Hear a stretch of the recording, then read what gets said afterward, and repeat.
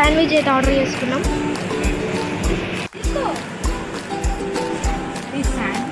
చూసినారా మంచిగా తింటారు.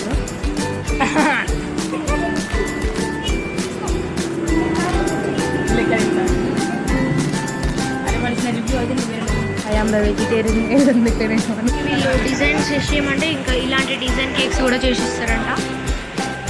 ఇక్కడ కూడా అంతా కూల్ డ్రింక్స్, ఇక్కడ కూడా కూల్ కేక్స్ అయితే ఉన్నాయి. అక్కడ అవంతా బిస్కెట్స్, కేక్స్, అక్కడ కూల్ డ్రింక్స్, ఇక్కడ ఐస్ క్రీమ్.